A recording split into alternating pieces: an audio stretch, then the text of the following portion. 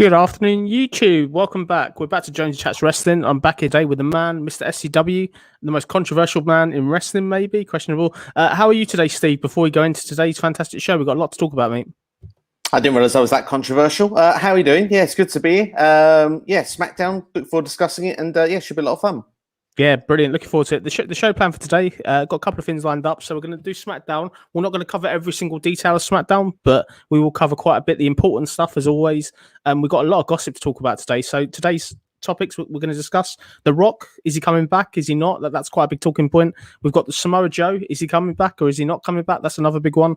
We're also going to discuss Roman Reigns, like the end game for Roman Reigns and where we think that title's kind of going, if that makes sense. Also want to get your last minute thoughts on NXT Takeover as well, just some last sort of thoughts of that. But this is it. Going to go into it now, so let's start at the beginning then. So SmackDown, obviously last night, coming off a really, really good kind of SmackDown the week before. Really, I kind of enjoyed this show. I thought it was really, really good. It was nothing sort of blew me away, but I thought it was a really solid show for the time I spent watching it. What do you think? Yeah, didn't mind it. It sort of flew by really, but most of all, I thought most storylines sort of carried on at a nice pace. Nothing sort of like out of the ordinary, like you say, explodes at you. But no, it's certainly good. But of course, the main talking point is the main event, which I'm sure we'll get to in due time. Definitely. So let's kind of break this down then. So obviously SmackDown sort of hypes up. What I like about this SmackDown is they made a great job of what happened last week. And I love the way that the storyline, the story arc continued. We've almost gone from Roman versus the Usos to sort of Roman versus Ray. I think that transition to get to this towards this pay-per-view match has been done really quick and really well. What did you make of sort of the intro and the hype going in from last week's show? Yeah, I mean, obviously the emphasis is the beat down on Dominic Mysterio last week, and as it's been speculated through the week that Roman versus Ray could be the direction. I was looking forward to it personally. I did a video earlier in the week due to the fact, the idea of how both are both family people and how the families are being treated differently, and this great sort of idea of Jay being stuck in the middle as well. So no, everything sort of it was ticking the boxes going in, so I was pretty excited. Definitely going to go to the comments. I've got quite a few comments here, so let's get them out there. You might CR21. Good morning, everyone. Good morning to you. Thank you for checking that video again. Martin Carrillo was good morning. What's up? Good morning. Good afternoon, UK. Hope you guys are doing well. Really great, Martin. Appreciate you being here. Hope you're well as well. The Almighty CR21. Otis shaved his beard was shocking. I agree. It was a different look. It's tugboat a bit, but we'll go into that definitely. And Noob and Co. Good morning. Hello, Noob. Great to see you here as well.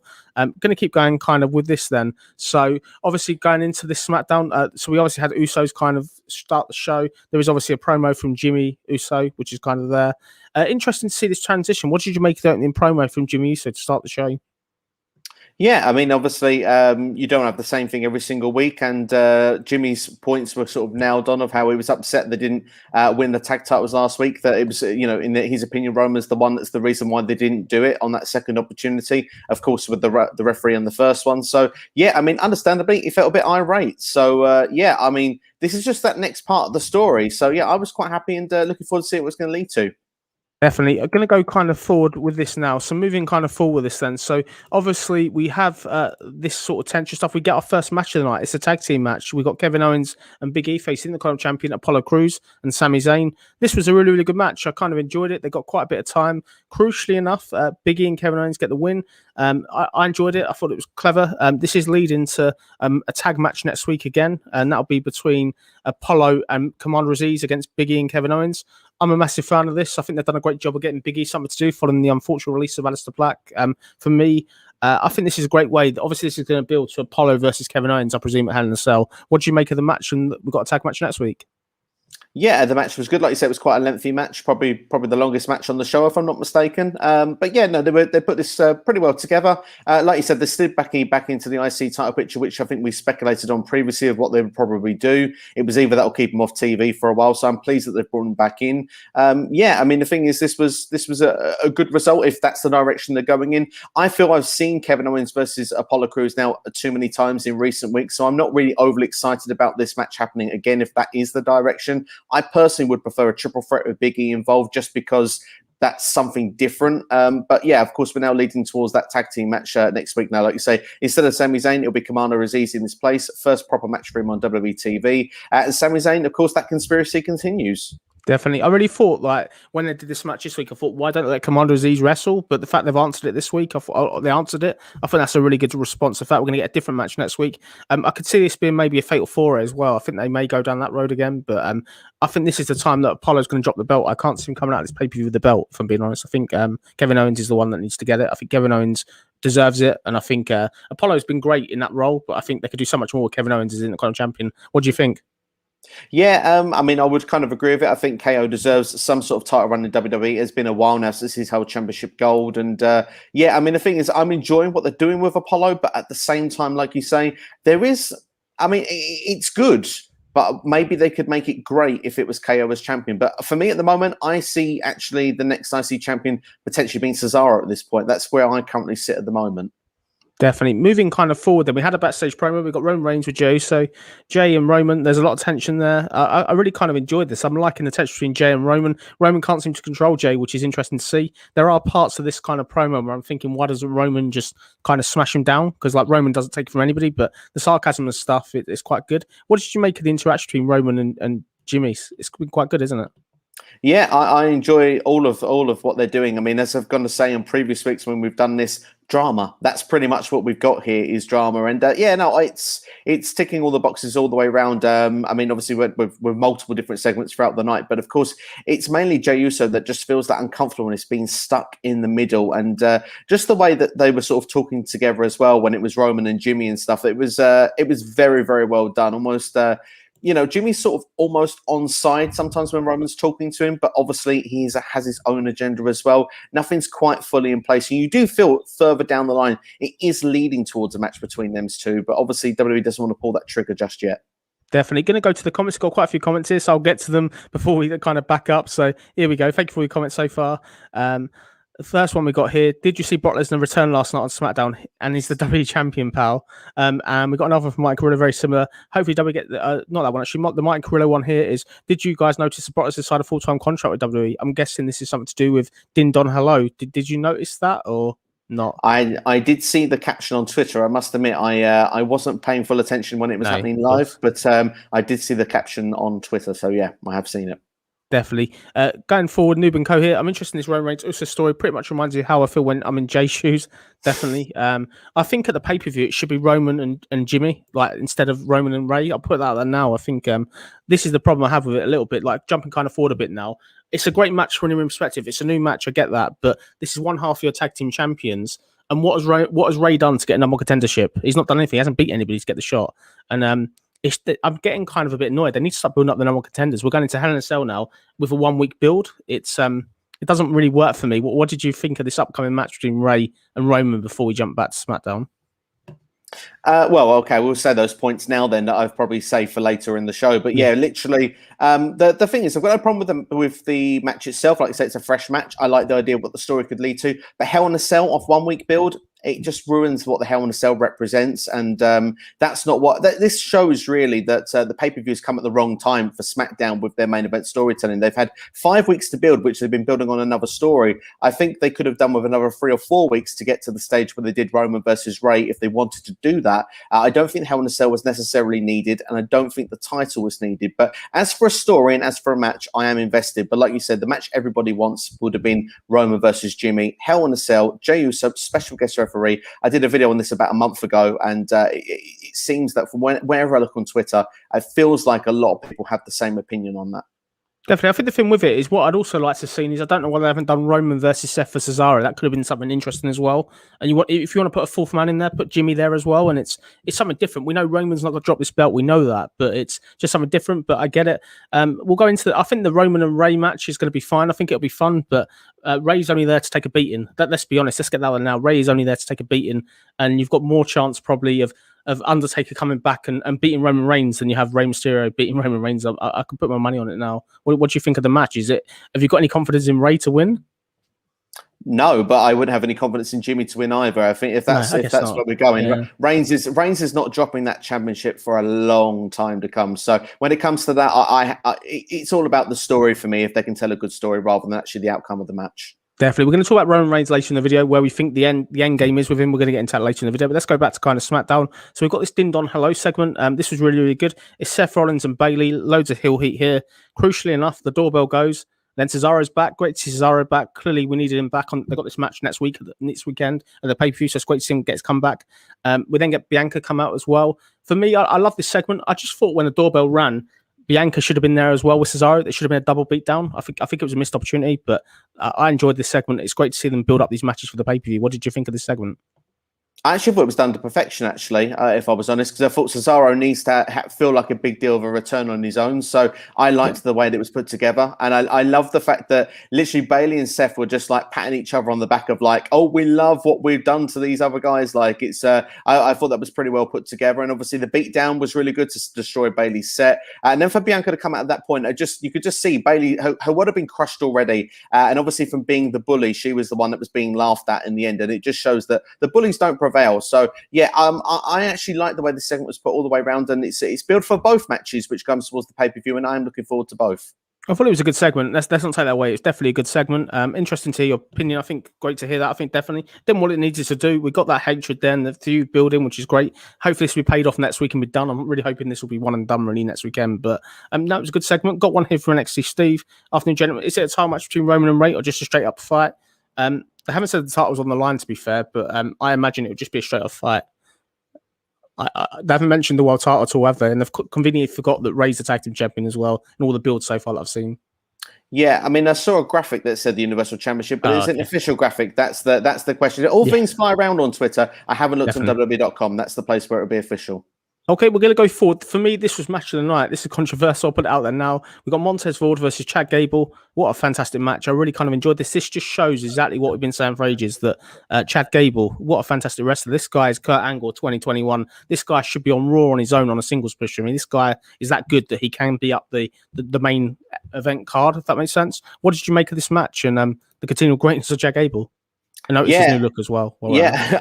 Otis's new look. Wow. How to make? He looks quite a baby face. He's got, hasn't he? For a dude like himself. No, I mean, Otis is being booked to be a destroyer at the moment. I like the way that they're actually booking the direction of him. He looks like he's going to be the star going forward. But as for looking at the match itself for Montez and Chad Gable, like I say, great chemistry in the ring. A fun watch this was for these two. Hope it's not a one and done. I do think Montez Ford actually has the ability of being a successful single star at some point further down the line, maybe as a intercontinental champion or a United States champion, depending on what belt it would be when he's actually going for it. But no, I enjoyed everything that was done here. But I mean, ultimately, the whole purpose of this was to get Otis over as a monster heel, and they're doing a good job of building that.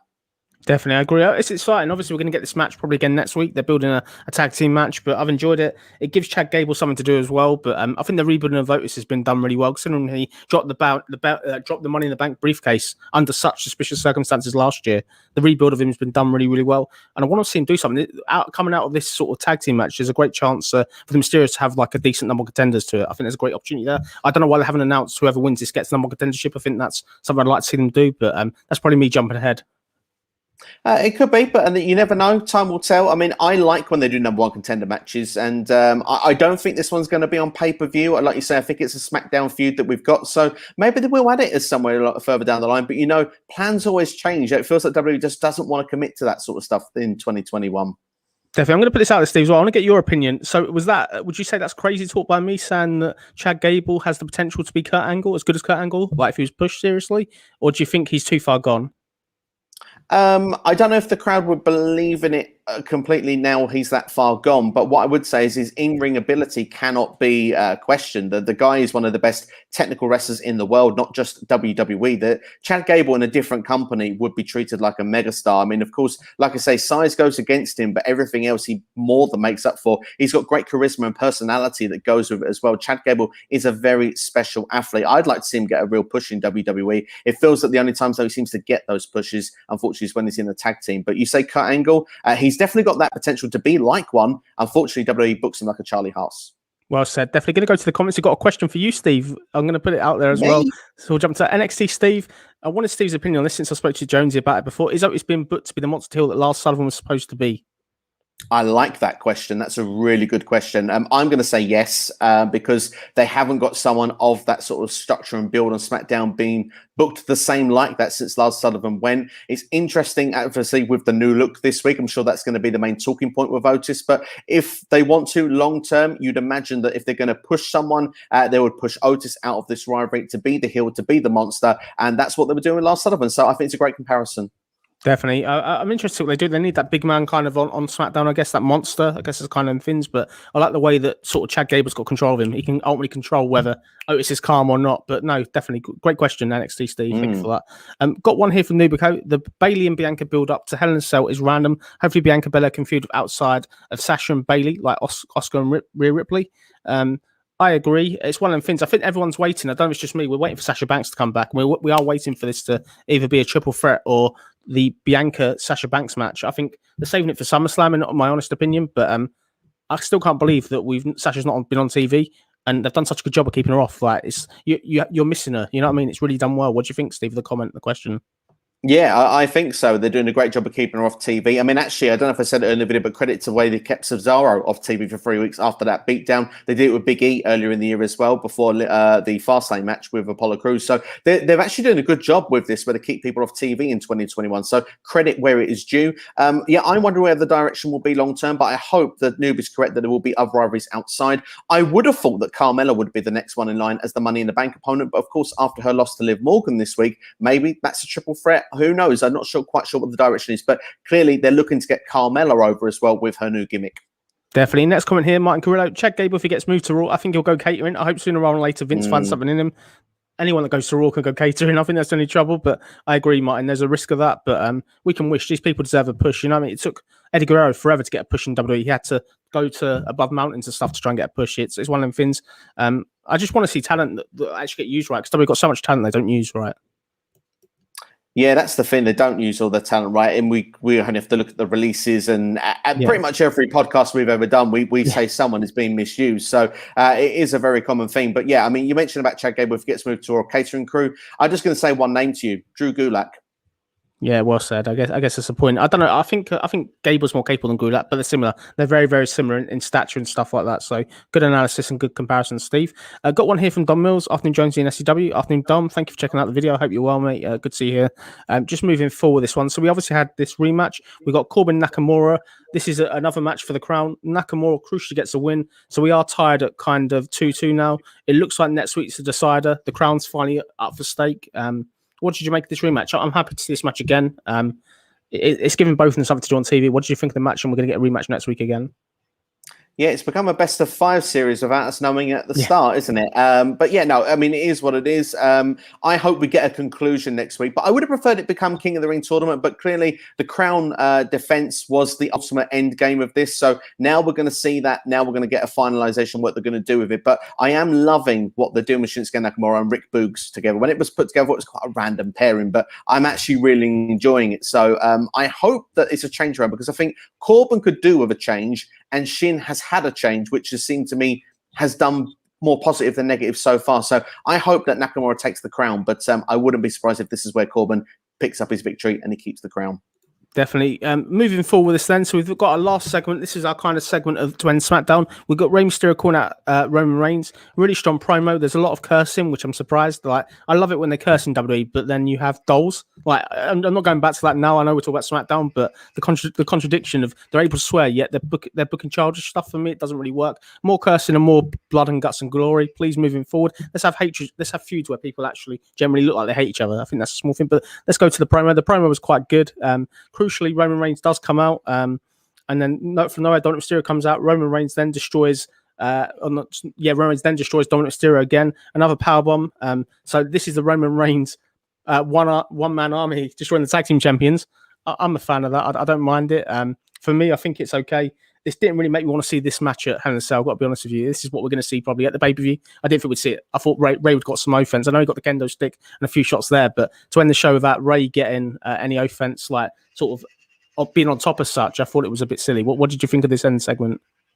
The only saving grace for it for the tag team champions is that you destroyed them one at a time. I mean, obviously, Dominic Mysterio must have slid that kendo stick in the ring. Yeah. I was wondering, where is this going to get paid off for about a good 2 or 3 minutes before Ray was completely beaten down, and then Dominic decided to come in the ring and then get his beating. But yeah, the power bomb spot, obviously there's a crash mat there, but I mean, let's look at it. Let's be sensible. It looked awesome. I don't care. There's a crash mat there. Yeah, I mean, the thing is, what I will say is that for the time they've used, they've made it personal very quickly. So that's the real positive. The big question is, though, is like you say, when it comes to pay-per-view, do you have any belief that Rey Mysterio will win? Of course we don't. We know that this is a tribal chief. But the thing is, though, with Roman, as I've said there previously, I don't know when I'm going to go into a pay-per-view and believe that Roman's going to lose the belt, because he retained it at WrestleMania, where that was the one fear factor. But every other pay-per-view, I've not had a single doubt in my mind that Roman Reigns is keeping that gold, and I don't for a long time to come, I don't feel.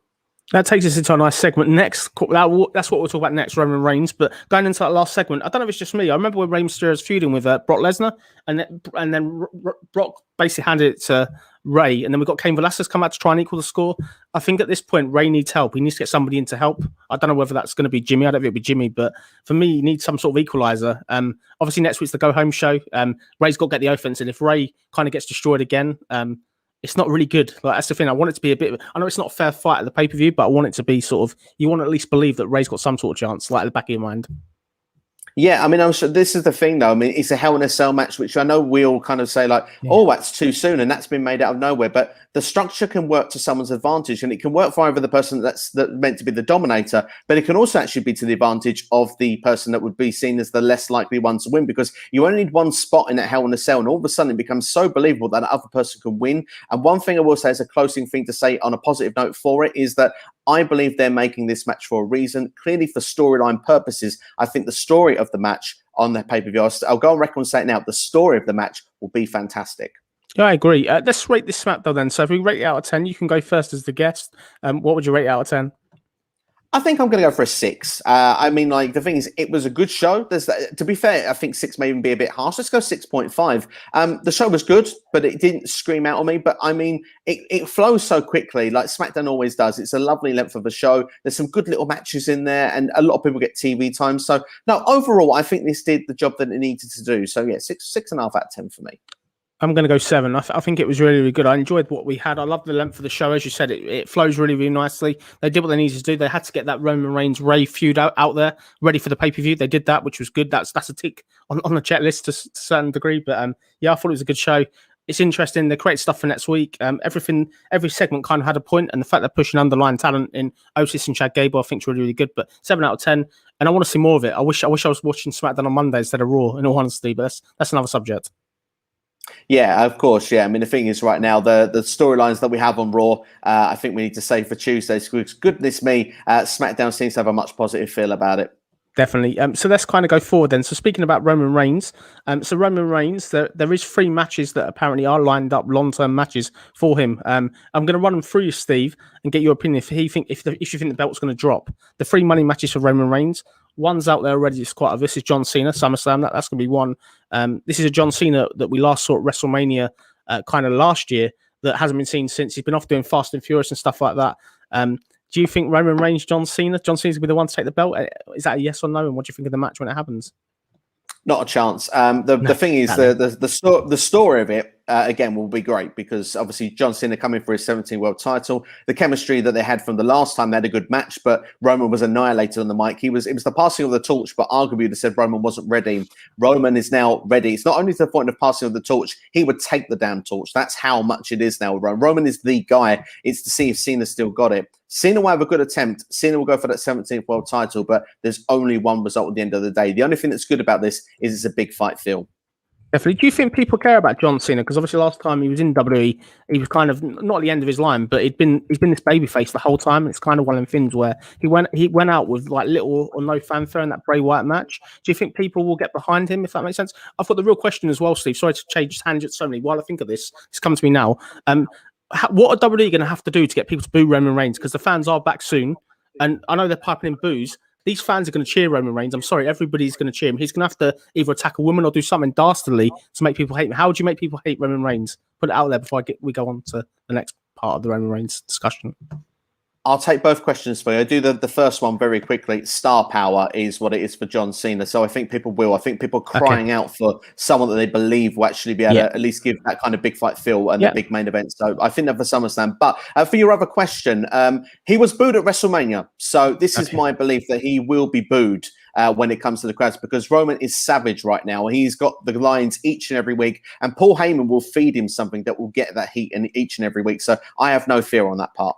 I like it. I think what he needs to do a little bit is like let Paul Heyman speak as well. But do you remember The Rock in the old days when Rock had his feud with Stone Cold Steve Austin? We had the Rock concert. That amount of arrogance, that amount of I'm not good enough, I don't want to be here. We need to see that from Roman Reigns. I think he's got it in him. I think Paul Heyman's got it in him, and I think it'll be great. But looking forward to seeing what the reaction is. Definitely when we got him against John Cena and how the fans get behind him. What is crucial in this match going into SummerSlam is that John Cena's there enough of the time. We can't have John Cena on one video and that's it in the feud. It has to be contact before the show. I think that's vital in these feuds where big stars kind of come back. What do you think of that, Steve?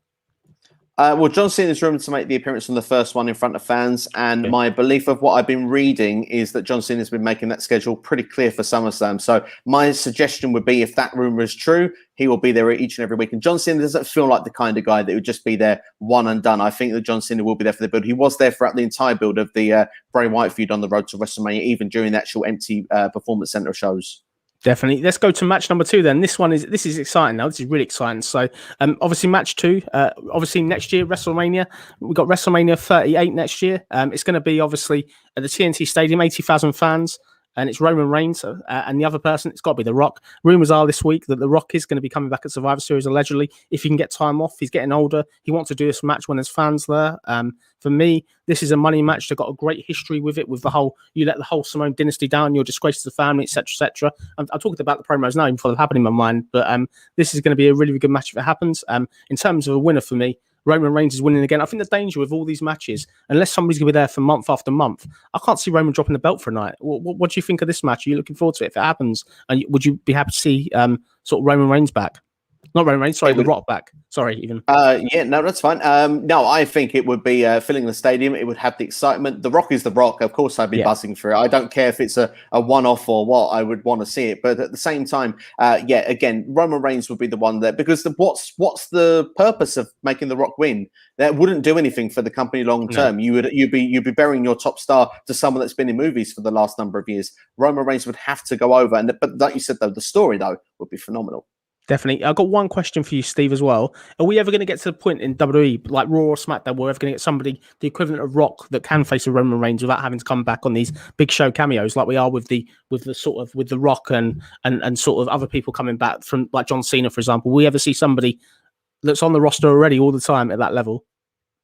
I think we'll get it again one day, but I don't see it yet. I think, like I said, we're waiting for that something to click with whichever superstar that has it in them, because we can look and say now, oh, we don't see it. Well, of course we don't see it because it's not there yet. If you look back to The Rock, who's a prime example, just been talking about, what did you think we saw Rocky Maivia back in Survivor Series 1996? Did you think he would be the guy he turned out to be? Of course not. No one saw that. No one saw that then. When it got into the Nation of Domination, that's when you started to see something. When it became Nation versus DX in 1998, that's when you really believed in something. And when The Rock then became champion and the corporate champion, then it was all over the place. And The Rock only got better and better and better with years and time that went on. And you mentioned that one back in 2003 with the Rock concert. The Rock was just, it was untouchable by that point, because he'd had 6 or 7 years of experience of just getting better and better and better. And you need that with your superstars that you've got, because some of them, they might have been doing training or might have been on the indie scene and stuff, but they need a gimmick that's going to connect and do what will actually send the rocket to them. I mean, Steve Austin's another one. He came in as the Ringmaster. The Ringmaster was not going to be the one that actually turned the Monday Night War. It was Stone Cold Steve Austin, and they had to do it cleverly when they made him the heel. They had to do the perfect, and watching some of his matches this week for the Wrestling by Aldridge podcast that I did there, which I recommend to people to go and check out as well, got the opportunity to go back and watch that submission match from WrestleMania 13. The way that was perfectly done, from turning Austin from that big sort of badass heel I was at Survivor Series 96 to get the transition of the double heel and face turn with him and Bret Hart, to then push Austin for another year, to then get the Austin era to begin, to then have all the magic stuff with Vince McMahon. It doesn't happen overnight. Definitely. I'm going to put it out there. There's one person I believe that can. This is controversial, Steve. I might have lost my mind. It's Saturday after all. Maybe I watched too much football or something. I don't know. The person I think that can, not straight away, but is Karrion Kross. I think if Karrion Kross continues the way he's been built, this guy's got it all for me. He's got the charisma, he's got that menacing feel. This guy's got that cool factor that Stone Cold had a little bit. Do you think Karrion Kross could be the one that does go toe to toe with Roman Reigns? Maybe not straight away, but maybe in a year's time. Problem you got with Cross is a heel. That's the problem. And while Roman's a heel, the feud can work, but you need the fans to be invested entirely on one side. Cross has got potential. In my opinion, I've seen a lot of criticism online, and I think some of it's unjust with Karrion Kross, and we've seen it actually transition into the build of the NXT Takeover. I think Kross is going to prove to be what you're saying he's going to be. I think Kross will be the guy on one of the shows. Which show it's going to be? Well, it'll be the opposite one to Roman Reigns. But that match, is it got dream match potential? It certainly does. But the only way that match for me would work long term is if Reigns is the babyface and Kross is the heel. Because I think Kross right now, I don't know how that character would transition into a babyface role. Fair point. He makes some great points. The fact he's like a heel, but I know some certain heels, they're that cool that they get over. That's what I'm kind of hoping. This guy's that cool that people, I am a heel, yes, but you can cheer me. You know what I mean? That's kind of the thing. Like Stone Cold Steve Austin in the early days, before he did his big babyface turn. Look at Kindler in '96 when he did the Austin 316 promo. Yeah, he was a heel. Like he was out and out heel. I hate you crowd, etc., etc. But we know. Let's move forward. We are kind of running out of time, so we'll move forward. It's the last one we've got here. This is the biggest one for me. I think this is even bigger than the other two we've discussed. Potentially a Roman Reigns Brock Lesnar match. Let's look at that. So Brock Lesnar, Paul Heyman. That's a great storyline we've never played off. The Roman and Brock. It could be great. I think it could be like, although we've seen it many years ago, this feels like a huge match to me if they can do it. Would you be excited to see this sort of next year potentially? I think this could be the WrestleMania match next year if they can't get out of The Rock. I would really like to see it. Like you said, the story, it's very well put together the way they could do it, because Paul Heyman, the advocate, it's almost like he's the one that becomes in the middle. It's not Jimmy or Jay you got to worry about anymore. It's Paul Heyman. Where does the loyalty lie? And of course, he's now with the tribal chief. I think the storyline would be perfect, but again, it's the same thing. It would be criminal to give the title to Brock Lesnar from Roman Reigns. 100%. I think Roman has to get the belt until they can get somebody that's there all year round, as we said earlier. But it's not happening anytime soon. But no, definitely, they're the kind of future for Roman Reigns. So moving forward, we know that Roman Reigns at the moment potentially doesn't like he's dropping the belt anytime soon. But I don't mind that. I'm a fan of that. To be fair, I'm sure you are as well. Yeah, I think he should keep it to at least WrestleMania next year at this present time. 100% agree. So let's move forward into our next kind of subject. Our next subject we got Samoa Joe. So apparently talks this week going around WWE that Samoa Joe is going to be coming back. Apparently NXT wants to sign him. Interesting enough, they called him back. What I'm hoping in the back of this is he's been cleared. If this is a Samoa Joe that's been cleared, he's going to be a great acquisition for NXT. Like this guy could go straight into NXT, and the matches he could have with people such as Karrion Kross and Volta, if he's there, it could be television money. I'm looking forward to seeing that. Would you like to see Samoa Joe back? And are you surprised by these rumors and reports, if they're true? I was surprised about the rumors. I wonder if WWE has got the idea of that Samoa Joe could make a difference somewhere else, and that's why they're going to try and bring him back in. But if there is truth in it, and he does, I mean, I want to see Samoa Joe on my TV set in a wrestling ring if he's good to go. So if he's good to go, wherever he is, I'll be happy. You mentioned there's a couple of matches there for NXT. I think they'd be awesome. In fact, even working some of the other talents like Kyle O'Reilly, Adam Cole, Johnny Gargano. I mean, there's lots of great matches that you can have there. So I'd be pleased to see it. But if I had to say where my heart wants him in a minute, I do hope he goes to Impact. But there's even an argument that he could be on AEW at some point, judging on how some of the storylines are working out with what's going on with Brian Cage and Team Taz. Wow, hopefully looking to seeing it, but definitely exciting to see Samoa Joe sort of back. But I'm hoping he comes back, not as a commentator, really, and back to the Joe we used to love. This guy was so good when he first came in. Like, I'd just love to see him kind of go back to that, if that makes sense. Have you got anything else to add before we kind of go to our last talking point of the episode today? No, I'm happy to go to the last talking point, my friend. No problem. So last talking point, obviously tomorrow night we've got NXT in your house. I'm very excited for that. It feels like a huge pay-per-view. The card looks pretty solid. They got a good lineup. And going into this, I've got a couple of last-minute predictions. I'm going to put a couple of last-minute predictions. I'm kind of changing my mind a little bit. It's really kind of tough. When you look at this card, a lot of the matches to me, I think are so obvious, but some of these matches, particularly that main event, there's so many variables that you try and think in your head, oh, is this going to happen? Is this going to happen? So the two variables I want to talk about. So this $1 Million Man ladder match, for me, I've been saying all along, Cameron Grimes is probably going to win, but more and more I think about it, the $1 Million Man always was, his best work was as a heel. The $1 Million title was always a heel title, apart from when Virgil won it back at SummerSlam 1991, I believe. Who do you see winning out of the in this $1 Million ladder match? Do you think it's going to be LA Knight, or do you think we're going to get Cameron Grimes winning? Well, I had a very big back and forth discussion when had Noah Foster with me for my predictions video on the channel. When we spoke about the idea of how that $1 million championship. Yeah, if it goes to Cameron Grimes, it's good, but is it story over? I mean, LA Knight doesn't get over. Where does Cameron Grimes go next? It kind of feels to me like there's so much more potential if it goes the other way around, which is why my prediction has been all the way to go LA Knight. I thought I'd just do it that way because I've always wanted to. But I think Knight gets more out of winning that. I think he reminds me of the Ringmaster, weirdly enough, if he was to have that gold. I think he can have that kind of similar connection. I'm not saying he's going to be the next Steve Austin by any stretch of the imagination, but Cameron Grimes, you are going to feel for that boy if he does not win this. He's going to be devastated. He's going to be crushed. And he's gone from being, a really annoying heel who was funny, who we laughed at, to actually feeling a lot of sympathy for the boy. So I actually feel that he'll get over more in defeat, which I think wrestling in the modern day, we watch it a lot of the time. People used to get over in defeat. Now when someone loses, oh, they're buried. There's no way coming back from this. How can you book them like that? Well, in this storyline, Cameron Grimes losing, in my opinion, is the right thing because Cameron Grimes gets over more because you're going to feel for him more. And then when he gets that belt 2, 3, 4, 6 months down the line, that storyline is going to pay off even more. And he actually goes up another level, up the ladder, if you will. Cool, pun intended. Yeah, definitely. I'm going to put it out there. I actually think the Ted DiBiase is going to cost Cameron Grimes. I think that's what's got to happen. I don't know what his mobility is and what he's going to be like in the ring. I don't know if he can do any contact. I'm not too sure really of what his mobility is going to be like based on his age and stuff like that. But he has to do it. I think Ted DiBiase has to be involved in the finish. And yeah, LA Knight has to win it. I think if LA Knight doesn't win in hindsight, it'll be disappointing. And I think this will be a great lift for LA Knight. I think the fact you got Ted DiBiase there, one of the biggest stars in the 90s. I'm a massive fan of nostalgia. It's great to see him be there.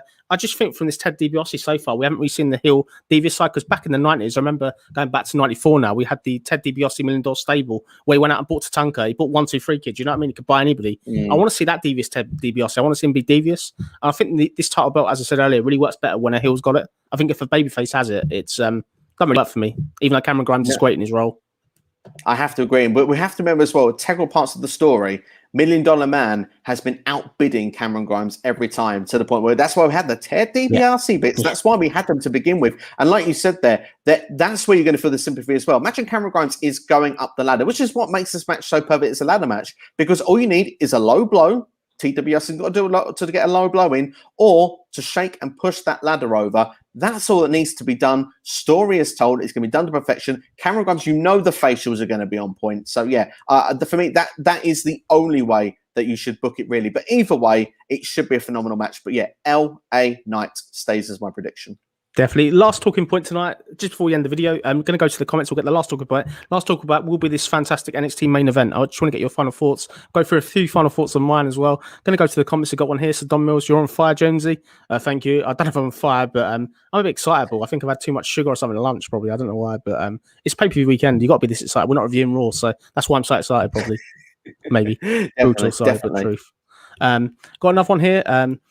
NXT Steve, Joe, 100% back to NXT, please. I agree. I think he has to go back to NXT. He'll be treated right in NXT as well, which is a good thing. I think as well, Silk needs it for those NXT reviews every week. Can you imagine 100%. The idea of Joe's back there? He'll be loving life. So, no, I don't blame NXT Steve for wanting that. Definitely. We have got NXT kind of predictions on the channel. If you haven't watched it already, please take a look and just give us a thumbs up on it. We really need the thumbs ups.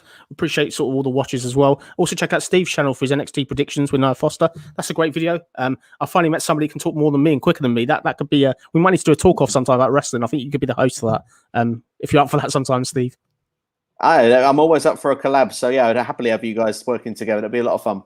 I think I'd live up to the name Mouth of the South with that. If you did that, could be fun, definitely. But no, moving forward. Noob and Co, LA Knight. Yeah, LA Knight, I agree.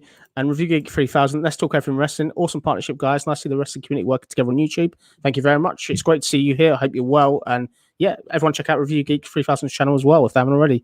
So last kind of talking points, we've got this last one. So the main event, obviously, this NXT In Your House pay-per-view.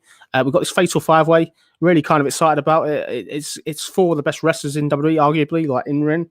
For me, this is the one opportunity to get the belt off Karrion Kross without him being pinned.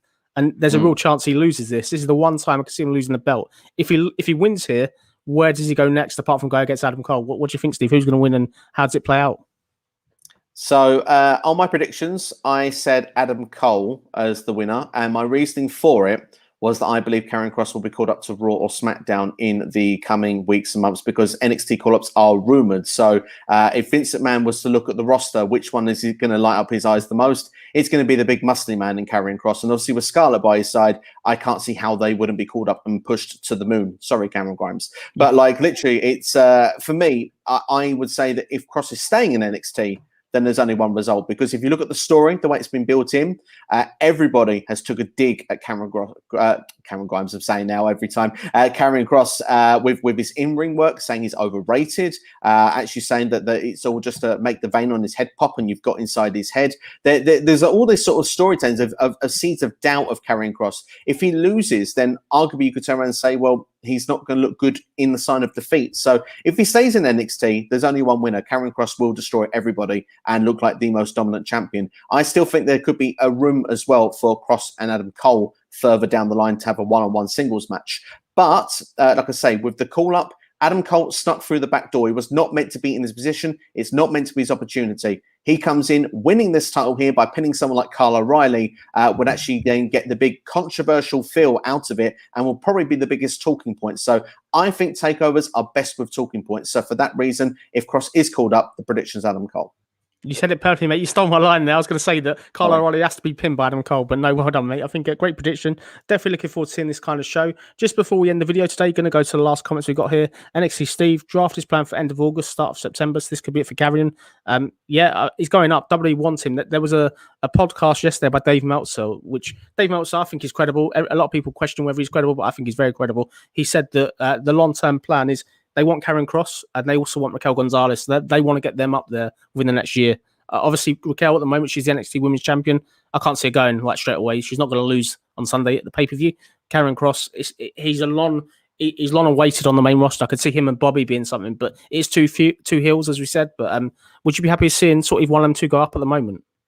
I think Kross you could do. I wouldn't say that Raquel's not ready, but if you look at the situation with the women's division right now, I think that you could give a little bit more seasoning to Raquel. Let her have time for the NXT Women's Championship. Really build the stock up because it's been built up very well in the last 12 to 15, 16 months. If you can put another 12 months on top of that, she can't be ignored when she's put up. She would almost feel like a Rhea Ripley when she would come into the main roster. So I'd like that one held off if it was my personal preference. Definitely. I think they've got to do Raquel with Dakota Kai first before she goes up. That's got to be a match that's got to happen, definitely, based on history and stuff. The last thing we're going to talk about, very last thing here, I want you guys to go onto YouTube and search out West Coast Popcast. They did a retort video to us. We asked them to do a watch-along to the end of Raw. Zach did it for us. Really good video. Highly recommend you check it out. It's in this video description. Go there and give them a sub. These guys are great. They say how it is as well, which I kind of like. They say when something's great, it's great, and when it isn't so great, they say what it is. But if you want some comedy, please check out the video and give it a thumbs up. Just before we end the video today, Steve, tell everyone what you've got coming up on your channel. Thank you very much. As always, SCW, the wrestling channel, available on YouTube now. Impact Wrestling, Against All Odds, is tonight, so the predictions have gone up today. The Q&A will be back tomorrow, and of course, next week, it'll be the NXT review.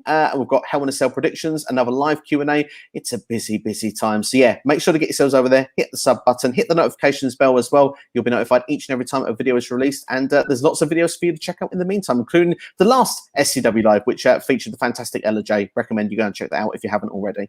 Highly recommend it. Thank you everyone for watching. Please, as always, give us a thumbs up. Recently made it to 160 subs, which is really good. Well on the road to 200. Aiming to get to 200 by SummerSlam. Very optimistic. Hopefully we get there, but really appreciate you guys watching, and thank you for all the comments. As always, Steve, listen, I want to thank you so much for doing this show. That's it from here. I want to thank you all for watching. Thank you all for joining and watching us. Hope have yourselves a great week. Enjoy the NXT pay-per-view tomorrow night. As always, stay safe, and thank you for all the support. We'll be back on Tuesday for Raw. Looking forward to it already. It's going to be a better show this week. I'm positive. Let's see if I say that by the end of it. But no, thank you for coming on, Steve. Thanks for having me, mate. It's always good to be here. And everyone, sub to Jonesy, and especially for that optimism for Raw. For optimism of Raw, that deserves a sub alone. Do it. Thank you. Yeah, definitely. Take care, guys. Bye.